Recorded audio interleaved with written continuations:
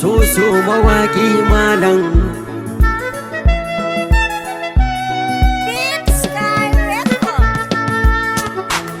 Assalamu alaiki. Amina alaika mai kyauna kuma garkuwa. Ga budurwar ƙauye Kai ne abin da raina ke masa ganuwa. kai ki me zamboye. In dai ina da kai ya zai shiga damuwa. Zan rike maka sirri in ma abin da zai samu ƙarar shakuwa. Karɓi babban sako ke ce kawai kike saita mini rayuwa. Duka abin da na samu ke zanna ba rike mun wannan yaruwa. Kanki babu dalili mai za ya sa na dinga kira mana rabuwa. Tuti duk tago ne zancen ki ne kawai ke sa mata nutsuwa.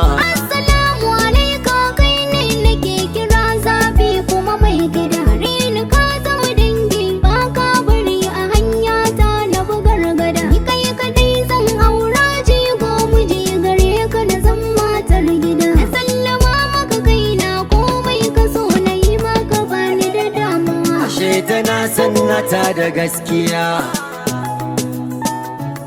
Kai kadai ne ke min walƙiya.